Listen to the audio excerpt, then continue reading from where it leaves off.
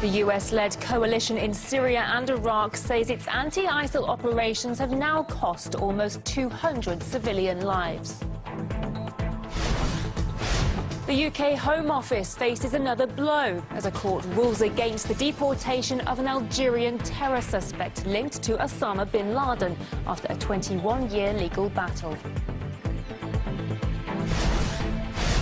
And German police arrest a Syrian migrant on suspicion of asking Islamic State for money to finance terror attacks in Europe.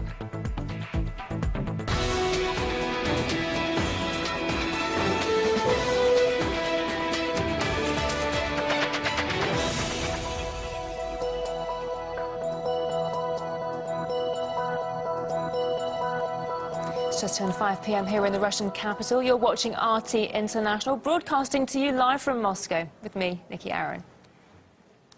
Our top story this hour. The US-led coalition says it has unintentionally killed almost 200 civilians in Syria and Iraq since its anti-Islamic State operations began in 2014.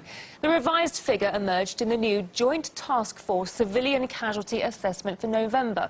It tallies both that month's casualties and the total since the campaign began. It listed 5, quote, credible reports of coalition airstrikes in November resulting in civilian casualties. An additional 13 were rejected as not being credible, and some are still being investigated.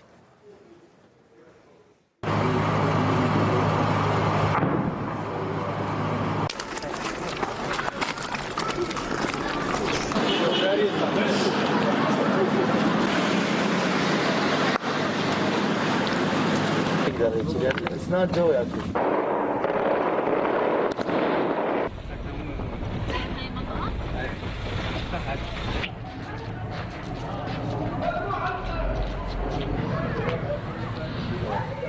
Well, despite the latest figures, back in early November, the US State Department said it hadn't any credible reports of casualties caused by coalition airstrikes. What kind of reports on civilian casualties are you having? I'm not aware that we've received any reports or credible allegations of civilian casualties caused by Iraqi security forces or the coalition thus far in the campaign. 2 months later, the Joint Task Force, in its report, has expressed regret for the unintentional killings and sends its deepest sympathies to the relatives. However, some have pointed out that it's the same old story.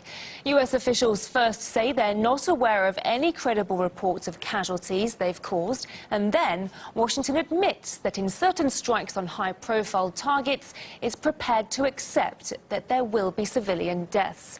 Then come the apologies, and plans are put in place for new missions. The calculus of a particularly important target, you'd be prepared to tolerate a greater number of civilian casualties. I'm not going to give you a formula for that. I think, no, you know, I mean, obviously. You used the word calculus. But I think, I'm just trying to. No, I understand it. Yeah. I'm not trying to be facetious at all. I'm just trying to say that these are very difficult processes and very difficult decisions to make. And obviously, we're dealing with high-value targets. I want to express our grief and condolences for the innocent loss of life in that incident. One is one too many. I grieve with you for your loss and suffering. We regret the unintentional loss of life. I offered my apologies. No other military takes this matter more seriously than the United States. Well, we're now joined live by political writer and journalist Dan Glazebrook. Mr. Glazebrook, thank you so much for coming on the programme. Now, there seem to have been mixed messages about civilian casualties coming from the US officials over the last few months. Why is that? Well, I think it's damage limitation, isn't it? I think everyone realizes that the idea that there's no civilian casualties when they're launching these major bombing campaigns across Iraq and Syria is just completely unbelievable.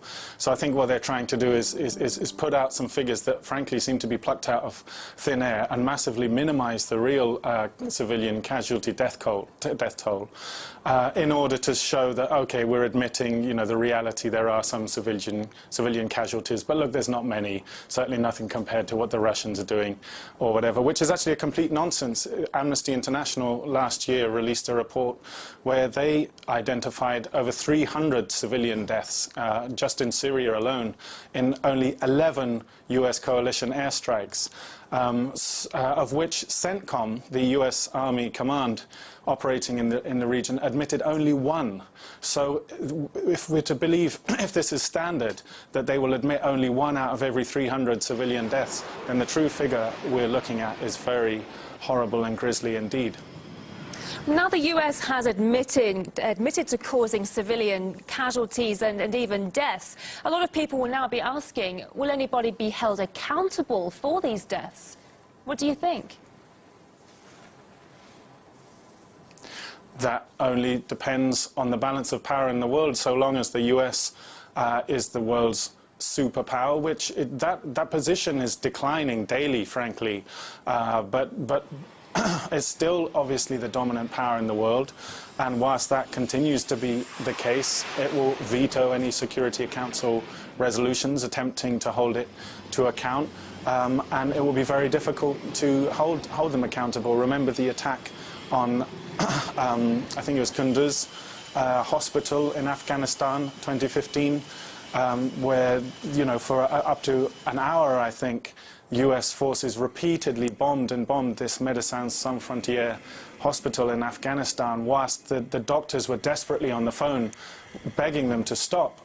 Dozens and dozens of people killed in that attack, and there was no accountability. There was an investigation that said, yeah, we made some mistakes, but no one's to be punished, and that was the end of the matter. And there was any attempts by the UN to do any further probing were vetoed. And unfortunately, that's the reality of the power situation in the world today. Now, a representative from Amnesty International told us that the US government isn't doing enough to prevent civilian deaths. Do you think that's a fair assessment, or do we just need to accept that collateral damage is just a sad fact of war? No, that is, well, yes, I think there is an extent to which civilian casualties are a inevitable consequence of war, and I think the attempts by Britain and America to always try and portray their wars as clean wars, smart wars with surgical strikes where no one except the bad guys gets killed, that narrative needs to be challenged. War always kills the innocent, children, civilians and so on. But at the same time, I think it's true what Amnesty is saying, and the US is certainly not doing all they can to minimize civilian casualties. For example, there was an attack December 2015, Syrian village of Ain al-Khan, where 40 civilians were killed, half of them children, and the YPG, who were on the ground at the time, the Kurdish militia, who were supposedly allies of the US, said that they'd told the US that there were civilians in this area and warned them specifically that the civilians were there and that they shouldn't launch a strike. But the US obviously just ignored that warning. So all the claims we hear from the US administration that they do everything they can to minimize civilian casualties and so on, it's nonsense, frankly.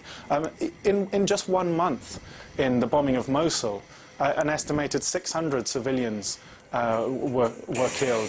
This was at the exact same time as we were hearing non-stop demonization of the Russian and Syrian war effort in Aleppo, where actually the casualty rate was actually very similar. The difference, of course, is that the Battle of Aleppo resulted in a strategic victory for the government, which has actually brought the war in Syria one major step closer to an end and brought peace much closer to Syria, and actually has brought peace finally to the people of Aleppo. Whereas what has the US bombing campaign and the 600 civilians dead in Mosul achieved? Nothing. Okay. Dan Glazebrook, political writer and journalist, thanks for talking to us today. We appreciate it. Now, an Algerian terror suspect linked to Osama Bin Laden has won a 21-year legal battle to live in the UK. It's the latest blow to the efforts of the Home Office to expel alleged foreign jihadists. The suspect is only referred to by the letter G. He's an Algerian national who applied for asylum in the UK in 1995 using a fake French passport. He's accused of supporting the Salafist group for Call and Combat, which has ties to Osama Bin Laden. The Home Office also claims he's helped send young British Muslims to terror training camps abroad. RT's Polly Boyker has more. The government had been trying to get this man known as G deported back to Algeria. They'd refused to grant him residency here in the UK, and he'd lost appeals to stay in the country twice. But now a judge has said that G no longer poses a threat to national security here in the UK, and that limiting his right to live in the UK has affected his mental health. And this isn't a unique case. Just a few weeks ago here, there was a similar story. B claimed asylum back in 1993 and over the years was deemed a threat to national security not once but twice. And yet still his lawyers were able to use the European Convention on Human Rights to argue that he would be tortured if he went back to his homeland of Algeria. And in December, the same court that granted asylum to G, the Special Immigration Appeals Court, rejected the Home Office's attempt to deport him.